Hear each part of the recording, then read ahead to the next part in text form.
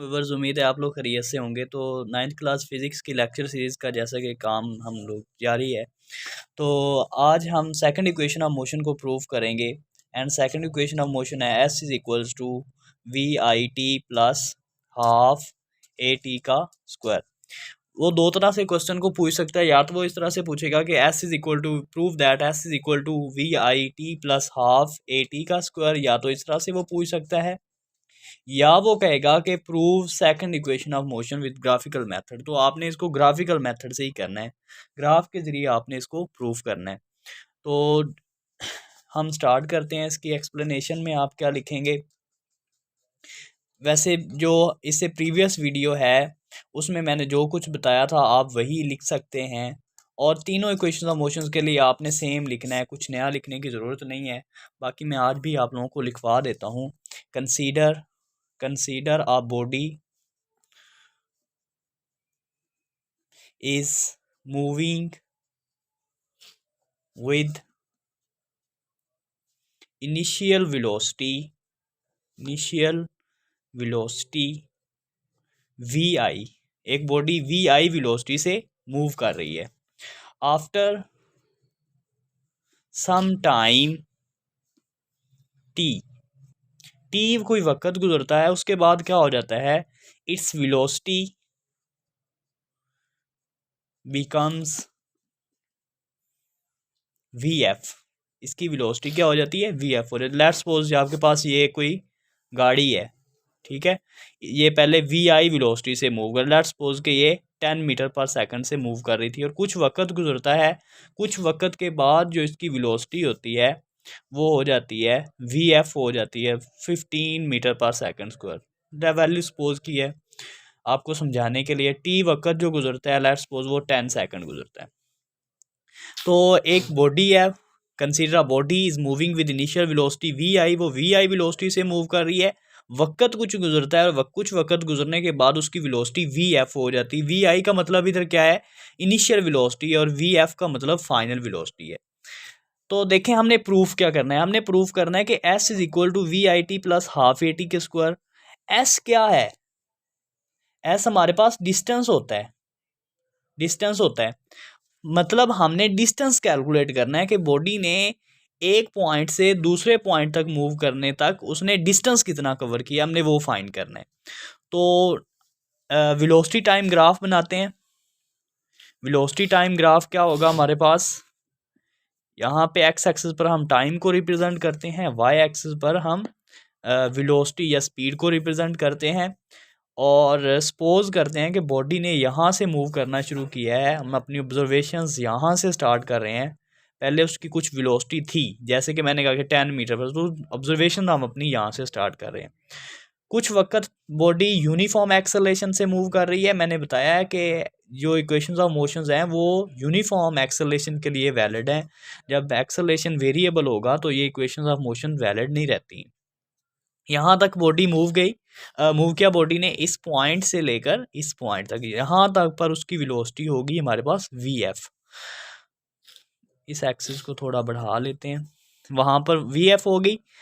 तो हमने अगर डिस्टेंस का कैलकुलेट करना है कि इस बॉडी ने डिस्टेंस यहाँ से यहाँ तक कितना कवर किया, तो अगर हम ये जो हमारे पास लाइन है, लेट्स सपोज ये ए है पॉइंट, ये पॉइंट बी है, अगर मैं इसके नीचे वाला ये डिस्टेंस ये वाला इसका एरिया कैलकुलेट कर लूँ, इस लाइन के अंडर जो एरिया है अगर मैं वो कैलकुलेट कर लूँ, तो ये एरिया मुझे इस बॉडी के डिस्टेंस के बारे में इंफॉर्मेशन देगा। तो अगर मैं इसको कहना चाहूँ तो मैं ये यहाँ तक एक लाइन बनाता हूँ, ये लाइन किस चीज़ को रिप्रेजेंट कर रही है, vf को, मतलब यहाँ से लेकर यहाँ तक मेरा vf है, फाइनल वेलोसिटी है, और यहाँ से यहाँ तक मेरी इनिशियल वेलोसिटी है, vi है। और अगर मैं इसको मज़ीद सिंप्लीफाई करना चाहूँ, तो अगर मैंने इसका एरिया फाइंड करना है तो इसका एरिया फाइंड करना मुश्किल है थोड़ा सा। हम क्या करते हैं, इस फिगर को हम मज़ीद सिंप्लीफाई करते हैं। मैं इसको मज़ीद एक लाइन से मिला देता हूँ। अब देखें, अब हमारे पास इस लाइन के अंदर का एरिया फाइंड करना बहुत आसान हो गया। क्यों, ये हमारे पास ऊपर एक ट्रायंगल बन गई है, ट्रायंगल का एरिया आसानी से मालूम किया जा सकता है, और नीचे हमारे पास एक रेक्टेंगल बन चुका है, और रेक्टेंगल का एरिया भी हम आसानी से कैलकुलेट कर सकते हैं अगर उसकी साइड्स हमारे पास गिवन हो। तो यहाँ ये वाला पॉइंट ओ है, लेट्स सपोज ये ओ ए है, और मैं इसको सी का नाम दे देता हूँ और इसको मैं डी का नाम दे देता हूँ। सपोज किया कि यहाँ से यहाँ तक जो बॉडी ने मूव किया, तो जो बॉडी को वक़्त लगा वो वक़्त टी टाइम उसको लगा। देखिए यहाँ से यहाँ तक हमारे पास वी आई है, तो ये वाली साइड भी वी आई होगी, क्योंकि रेक्टेंगल की अपोजिट साइड्स इक्वल होती हैं। ये टाइम है तो ये भी हमारे पास टाइम होगा। और ये हमारे पास यहाँ से यहाँ तक वी एफ है, जिसको मैंने डिनोट कर दिया है। सिंपली अगर आप एरिया ऑफ रेक्टेंगल फाइंड कर लें और एरिया ऑफ ट्रायंगल फाइंड कर लें, तो आसानी के साथ हमारे पास जो डिस्टेंस बॉडी ने कवर किया वो आ जाएगा। तो आप यहाँ पर क्या लिखेंगे, distance covered by body is equals to area of rectangle plus area of triangle। तो डिस्टेंस को हम एस से डिनोट करते हैं, इज इक्वल्स टू, ये मैं साइड पे काम कर रहा हूँ।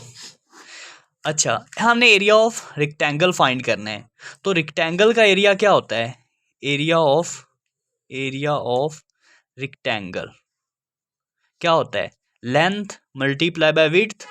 देखें इस रेक्टेंगल की लेंथ चेक करें, लेंथ कितनी है, टी है, और विड्थ कितनी है, वी आई है। तो लेंथ हमारे पास टी है और विड्थ हमारे पास वी आई है, तो टी मल्टीप्लाई बाय वी आई है, मैं इसको सिंपली वी आई टी भी लिख सकता हूँ। तो ये हमारे पास एरिया ऑफ रेक्टेंगल आ चुका है, रेक्टेंगल का एरिया ये हमारे पास आ चुका है। अब हमने एरिया ऑफ ट्रायंगल कैलकुलेट करना है। अब ट्रायंगल का एरिया कैसे फाइंड करते हैं, यहाँ कर लेते हैं जी, area of triangle is equals to, area of triangle क्या होता है, बेस मल्टीप्लाई बाय हाइट। तो अगर आप बेस देखें तो इस ट्रायंगल का ये बेस है जो कि गिवन है टी है, तो बेस हमारे पास यहाँ पर टी है, मल्टीप्लाई बाय हाइट हमारे पास क्या है, इधर हाइट की अगर अब मैं बात करूं तो हाइट हमारे पास इसकी है BC इसकी हाइट है यहाँ पर BC। और BC अब कैसे कैलकुलेट किया जा सकता है, स्टूडेंट्स गौर से देखिएगा।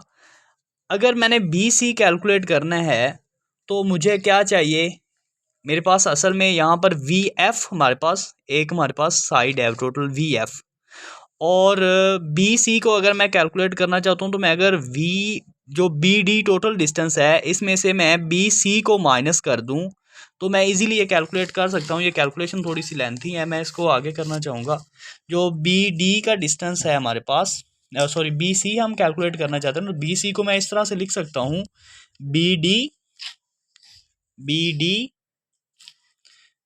BD minus CD। इस BD डिस्टेंस को अगर मैंने BC को कैलकुलेट करना है तो अगर BD में से CD को माइनस कर दूं तो सिंपल यही आएगा। अच्छा, अब BC मैं कैलकुलेट करना चाहता हूं तो BC is equals to, BD हमारे पास क्या है, टोटल हमारे पास VF है, BD हमारे पास VF है माइनस VI, CD हमारे पास VI है, तो BC किसके इक्वल आ गया, VF माइनस VI के इक्वल आ गया। अच्छा, तो VF माइनस VI किसके इक्वल होता है, हमने जो first equation of motion proof की है, फर्स्ट इक्वेशन ऑफ मोशन में जो हमारे पास हमने इक्वेशन वो प्रूफ किया कि VF is equal to VI plus AT, और यहाँ से मैं अगर निकालूँ वैल्यू तो VF minus VI is equal to AT, तो VF माइनस VIT AT के भी इक्वल होता है और ये तो BC के इक्वल है, तो मैं BC को इक्वल कह सकता हूँ AT के। तो AT किसके इक्वल आ गया, VF माइनस VI के इक्वल आ गया। तो सिंपली अगर अब मैं इस लेंथ को अब लिखना चाहूँ तो ये मेरे पास जो BC लेंथ है ये AT के इक्वल है असल में, ठीक है। तो ये तो मैंने कैलकुलेट किया, अगर आप AT इसको पहले ग्राफ में शो कर दें तो आप वहाँ से भी अपनी कैलकुलेशन स्टार्ट कर सकते हैं, कोई मसला नहीं है। तो ये हमारे पास T आ गया मल्टीप्लाई BC हमने फाइंड किया है, वो कितना हमारे पास आया है AT, सॉरी ये इसको हम ना 2 पे डिवाइड भी करते होते हैं, 1/2 साथ चाहे मल्टीप्लाई कर दें, 1/2 1/2। तो ये हमारे पास t मल्टीप्लाई बाई AT क्या होगा, हाफ AT का स्क्वायर होगा। हमारे पास एरिया ऑफ रेक्टेंगल भी एरिया ऑफ ट्रायंगल भी आ चुका है और एरिया ऑफ रेक्टेंगल भी आ चुका है। तो ये सिमिलरली आप उधर वैल्यूज ये पुट कर दें सिंपली। तो एरिया ऑफ रेक्टेंगल जो आपके पास आया है वो VIT है, VIT plus area of triangle जो है वो हाफ AT का स्क्वायर है। तो यही स्टूडेंट्स हमने प्रूव करना था, हमने यही प्रूव करना था कि S is equal to VIT plus half AT का स्क्वायर। तो आप ये वाले स्टेप्स मेंशन करना चाहें तो आप इधर कर सकते हैं, ठीक है। आप अच्छी से हेडिंग लगा के कर सकते हैं, मैंने तो रफ ही किया है। और जो मैंने ये वैल्यूज़ निकाली हैं, अगर तो आप लोग निकालना चाहते हैं तो बहुत अच्छी बात है। अगर वैल्यूज़ नहीं निकालना चाहते तो आप सिंपली इसको जो है BC की ये वाली वैल्यू आप AT डायरेक्ट ही जो ग्राफ में आप पुट करके आप वैल्यूज़ फाइंड कर सकते हैं। उम्मीद है आप लोगों को अच्छे से समझ आई होगी। अगर कोई क्वेश्चन है तो आप कमेंट बॉक्स में पूछ सकते हैं। अल्लाह हाफिज़।